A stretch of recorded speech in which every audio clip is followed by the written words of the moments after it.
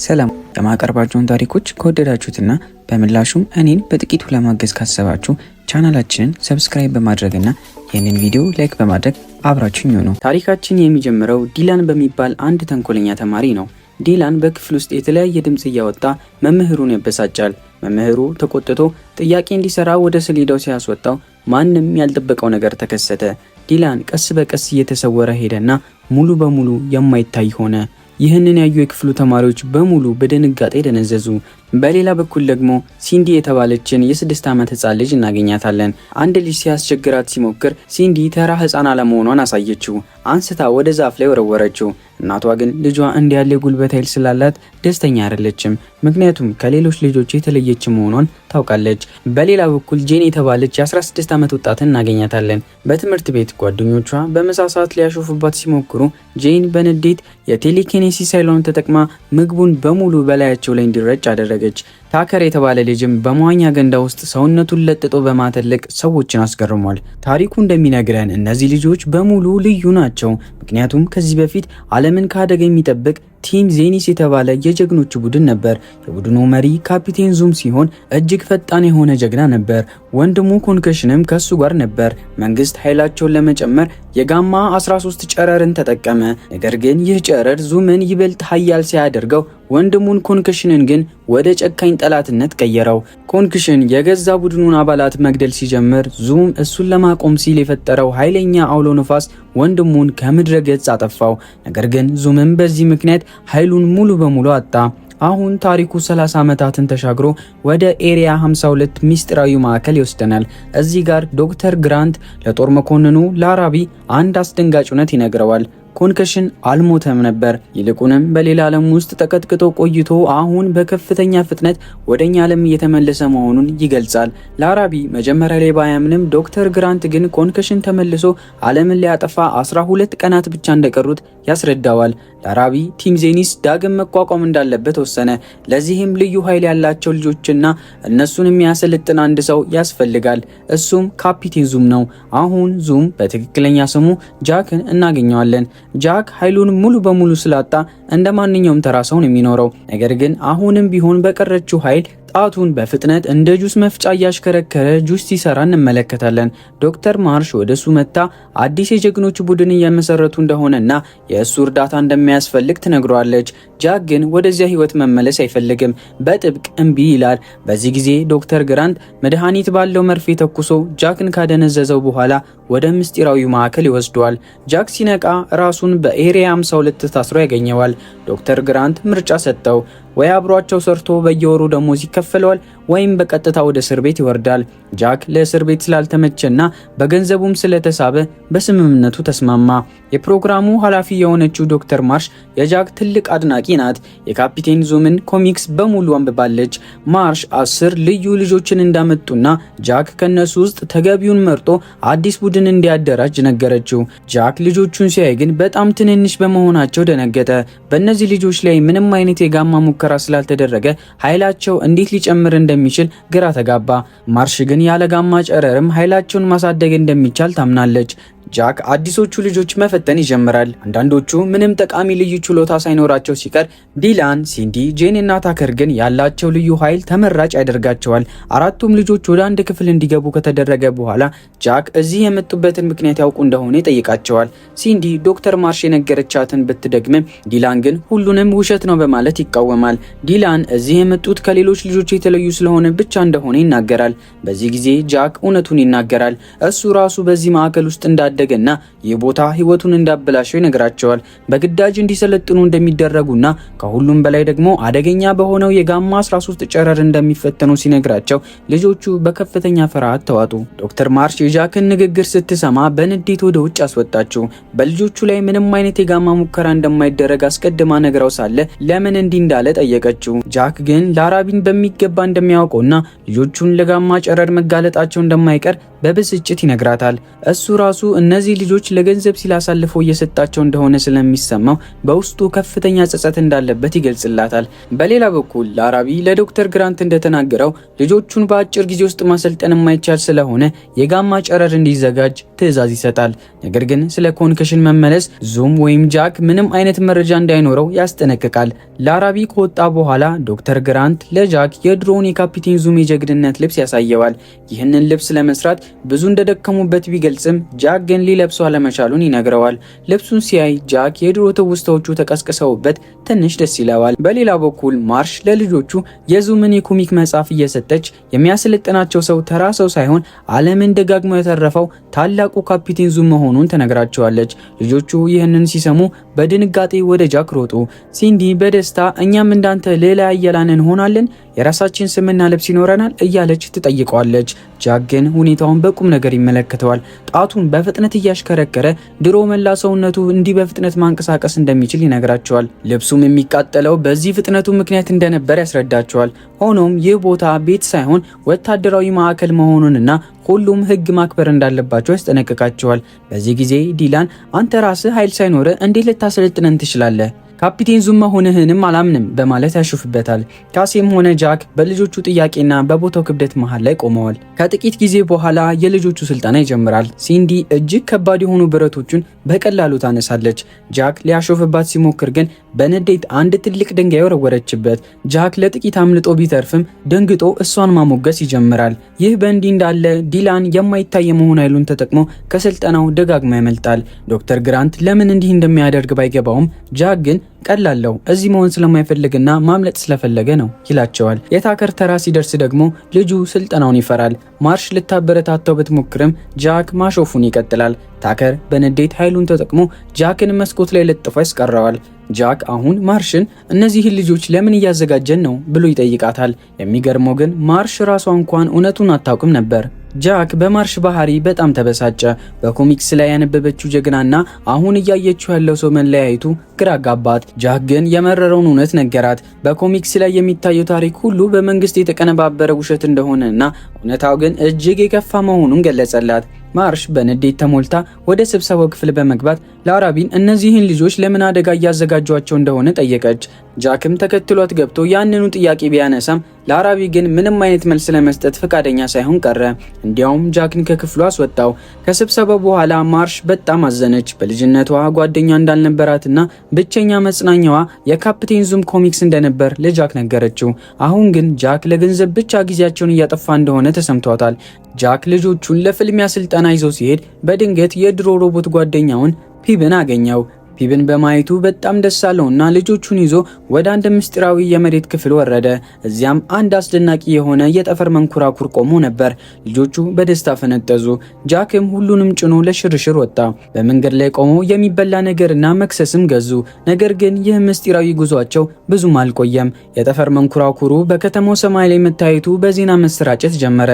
ማርሽ ይህንን ስትሰማ በፍጥነት ወደ መሬት ውስጥ ክፍሉ ብትሮጥም ጃክና ልጆቹ ቀድመው ተመልሰው ነበር። ማርሽ ልታሰለጥናቸው ሲገባ ለሽርሽር ተወስዳቸዋለህ ብላ ብትቆጣም ጃክ ግን ንግግሯን ችላ አለው። በዚያው ምሽት ሲንዲ በጣም የሚያስፈራ ህልም አይታ ደነገጠች። በፍርሃት ተውጣ ወደ ጃክ ክፍል ሄደች። ጃክ ወደ ክፍሏ እንድትመለስ ቢነግራትም ሲንዲ ግን እያለቀሰች እዚያው እንደምትቆይ ተከራከረች። በመጨረሻም ጃክ ሶፋው ላይ እንድትተኛ ፈቀደላት። ሲንዲ እኛ በእውነት ከሌሎች የተለየነን? ወላጆቼስ እዚህ የላኩኝ ለዚህ ነው ብላ በየዋህነት ጠየቀችው። ጃክ የዚች ትንሽ ህፃን ልጅ ጥያቄ ልቡን ነካው። ወላጆቿ እንዲህ ያለ ወታደራዊ ማዕከል ውስጥ እንደላኳት ማመን አቃተው። ጃክም አንቺ የተለየሽ ሳትሆኚ ምርጥ ነሽ፣ ወላጆችሽ እዚህ የላኩሽ ኃይልሽን በአግባቡ እንድትጠቀሚበትና ሰዎችን እንድትረጂበት ነው በማለት አረጋጋት። እሷም ያንን ከባድ ሶፋ እንደ ቀልድ ወደ እሷ አስጠግታ ካጠገቡ ተኛች። ከማግስቱ ጀምሮ የልጆቹ ስልጠና በከፍተኛ ጉልበት ቀጠለ። ነገር ግን ነገሮች እንደታሰቡ አልሄዱም። ዲላን አሁንም ስልጠናውን እየተወ ያመልጣል። ሌሎች ልጆችም ስልጠናውን በአግባቡ መስራት ተሳናቸው። በዚህ ምክንያት ጄን ተቆጣችና ጥፋቱን በጃክ ላይ ያሳበበች። ጃክ በአግባቡ ካላሰለጠነን እንዴት ውጤታማ እንሆናለን በማለት ወቀሰችው።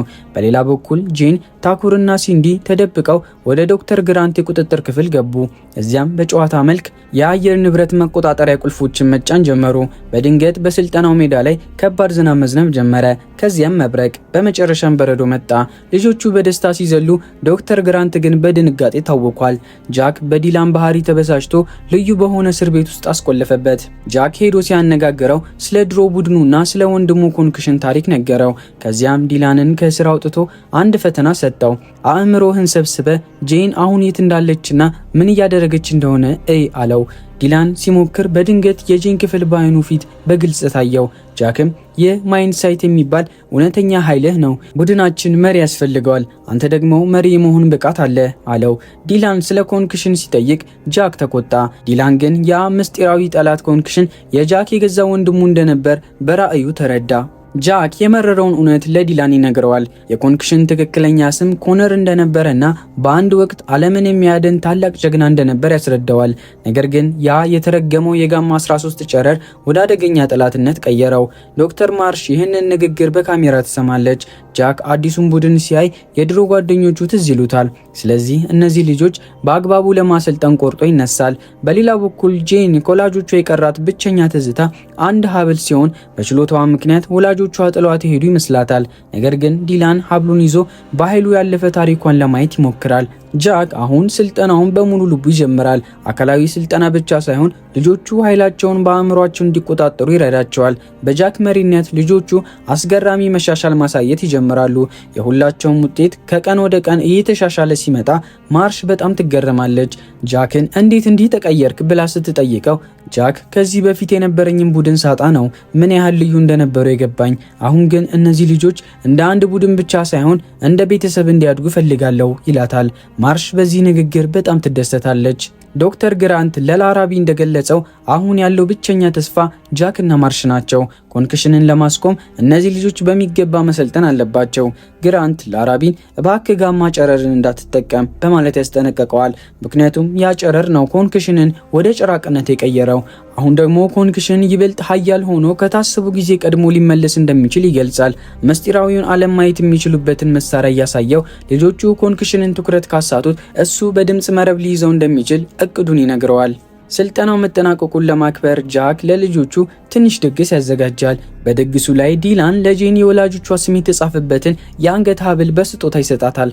በዚህም በመካከላቸው የጠበቀ ግንኙነት ይፈጠራል። ሲንዲ ከሮቦቱ ፒፕ ጋር ስትጨፍር ጃክና ማርሽም በደስታ አብሮ ጊዜ ያሳልፋሉ። ነገር ግን ይህ ደስታ ብዙ አልቆየም። ላራቢ በድንገት ድግሱ ላይ ተከስቶ ድግሱን ያስቆመዋል። ላራቢ የጋማ 13 ጨረር ይዞ የመጣ ሲሆን ጠዋት ላይ ለልጆቹ እንደሚሰጥ በቁጣ ይናገራል። ጃክ ይህ ለልጆቹ አደገኛ መሆኑን ቢገልጽም ላራቢ ግን ሊሰማው አልፈለገም። ጃክ ልጆቹ ለመጠበቅ ሲል በማግስቱ ጠዋት ካሜራ ወደሌለበት ምስጢራዊ ቦታ ይወስዳቸዋል። ይህ ቦታ ድሮ ከቡድን አባላቱ ጋር ጊዜ ያሳልፍበት የነበረ ስፍራ ነው።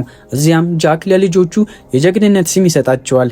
ነገር ግን ልጆቹ ስሞቹን አይወዱትም። በመጨረሻም የራሳቸውን ስም መረጡ። ዲላን ሁዲኒ፣ ታከር ሜጋቦይ፣ ጄን ወንደር፣ ሲንዲ ደግሞ ፕሪንሰስ የሚል ስም አወጡ። ጃክ በደስታ አሁን ቤተሰባችን ተሟላ ቢልም አደገኛ ሁኔታ እየመጣ ስለሆነ ከዚያ ማምለጥ እንዳለባቸው ይነገራቸዋል። በዚህ መሃል ዲላን ወታደሮቹ ጋማ ጨረሩን እያዘጋጁ እንደሆነና ዓላማውም ኮንክሽንን ለማስቆም ልጆቹን መስዋዕት ማድረግ እንደሆነ በራእይ ያያል። ዲላን ወታደሮቹን የጋማ ጨረሩን ለሙከራ እያዘጋጁ መሆኑን በራእይ ሲመለከት ጃክ በንዴት ወደ ላራቢ ቢሮ አመራ። እነዚህን ትናንሽ ልጆች ለሞት አሳልፈ ትሰጣለህ በማለት ቢከራከርም ላራቢ ግን ጃክን በድጋሚ እስር ቤት ውስጥ እንዲቆለፍበት አደረገ። ወታደሮቹ ልጆቹን ለጋማ ሙከራ ሊወስዷቸው ሲመጡ ማንም ያልጠበቀው ነገር ተከሰተ። ዶክተር ማርሽ ከልጆቹ ወገን መሆኗን አሳየች። በልዩ የትንፋሽ ኃይሏ ወታደሮቹን አሽቀነጠረቻቸው። ዲላንና ታከርም የቀሩትን ወታደሮች በመርታት ጃክን ለማስፈታት ሮጡ። ጄን አንድን ወታደር በኃይሏ ግድግዳ ላይ ስትለጥፈው ሲንዲ ደግሞ የእስር ቤቱን በር በጉልበቷ ሰባበረችው። ጃክ በማርሽ ኃይል ክፉኛ ተገረመ። ማርሽም ገና ከልጅነቷ ጀምሮ የራሷ ኃይል እንዳላት ገለጠችለት። ሁሉም ተባብረው ወደ መሬት ውስጥ ክፍሉ ቢደርሱም ወደ ጠፈር መንኮራኩሩ የሚወስደው መንገድ ተዘግቶ ነበር። ጃክ በሩን ለመክፈት ሲታገል የማስጠንቀቂያ ደውሉ ተሰማና ለአራቢ ሁሉንም ነገር አወቀ። ሆኖም በፈጣን እርምጃ መንኮራኩር ውስጥ ገብተው ከዚያ ምስጢራዊ ማዕከል ለጥቂት አመለጡ። ጃክ ማርሽን ልጆቹን ይዘሽ ራቅ ያለ ቦታ ሂጂ፣ እኔን ደግሞ ኮንኩሽን የሚመጣበት ቦታ ላይ አውርጂኝ ብሎ ቢለምናትም ልጆቹም ሆነ ማርሽ ጃክን ጥለው ለመሄድ ፍቃደኛ አልነበሩም። እኛ አንድ ቤተሰብ ነን በማለት አብረው ለመቆም ወሰኑ። ጃክ ኮንኩሽን ወደሚመጣበት ስፍራ ብቻውን ቀረበ። ልክ በዚያ ቅጽበት ዓለማት ተከፍተው ኮንኩሽን በታላቅ ቁጣ ተመለሰ። ኮንኩሽን ጃክን ሲያየው ለ30 ዓመታት ብቻዬን ጥለኸኝ ሄድክ፣ አሁን ደግሞ ከዳኸኝ በማለት ጥቃት ሰነዘረበት። ጃክ ኃይሉ ስለጠፋ በኮንኩሽን ፊት በጣም ደካማ ነበር። ነገር ግን ሮቦቱ ፒብና ትንሿ ሲንዲ የኮንኩሽንን ትኩረት ለመሳብ ወደ ፍልሚያው ገቡ። በዚያ መሃል ወታደሮቹ በድምጽ መረብ ኮንኩሽንን ለመያዝ ቢሞክሩም እሱ ግን መረቡን በቀላሉ በመበጣጠስ ወደ ሲንዲ ወረወረው። ሲንዲ አደጋ ላይ መሆኗን ያየው ጃክ በድንገት የጠፋው ኃይሉ ተመለሰለት። በከፍተኛ ፍጥነት ተወርውሮ ሲንዲን ከአደጋዋ ተረፋት። አሁን እውነተኛው የቲም ዜኒስ ፍልሚያ ተጀመረ። ጃክ የድሮን የካፒቴን ዙም ልብስ ለብሶ መጣ። ዲላን እና ጄን የኮንኩሽንን አይን ሲያደናግሩት ታከር ደግሞ ወደ ሰማይ ወረወረው። ሲንዲ በሙሉ ኃይሏ መታችው። ጃክ ደግሞ በከፍተኛ ፍጥነት በመሽከርከር ታላቅ አውሎ ነፋስ ፈጠረ። በመጨረሻም ማርሽ በኃይለኛ ትንፋሿ ኮንኩሽንን ወደ አውሎ ነፋሱ መሃል ገፈተረችው። ጃክ አውሎ ነፋሱን ይበልጥ በማስፋት የጋማ 13 ጨረር በኮንኩሽን ላይ የፈጠረው መጥፎ ተጽዕኖ አስወገደው። ኮንኩሽን ወደ ቀድሞ ማንነቱ ተመልሶ ደግ ሰው ሆነ። ታሪኩ የሚያበቃው ሁለቱ ወንድማማቾች በሰላም ሲገናኙ ነው። ጃክ ወንድሙን ወደ አዲሱ ቲም ዜኒስ በደስታ ተቀበለው። አሁን ጃክ ወንድሙ ማርሽና አራቱ ድንቅ ልጆች በመሆን ዓለምን ከአደጋ ለመጠበቅ አዲስ ጉዞ ጀመሩ። የዛሬው የካፒቴን ዙም እና የልዩ ልጆቹ ታሪክ ይህንን ይመስል ነበር። በልጅነት ተለይተው በጀግንነት የተገናኙት የጃክና የኮነር ታሪክ ሁላችንንም ያስተምራል። እናንተስ እንደነዚህ ልጆች ልዩ ኃይል ቢኖራችሁ የትኛውን ትመርጡ ነበር? ጃክ ኃይሉ የተመለሰበት መንገድስ አስገርሟችኋል? ሐሳባችሁን ኮሜንት ላይ አጋሩኝ። ቪዲዮን ከወደዳችሁት ላይክ ማድረጋችሁንና ለተመሳሳይ አስደሳች የፊልም ሪካፖች ሰብስክራይብ ማድረጋችሁን እንዳትረሱ።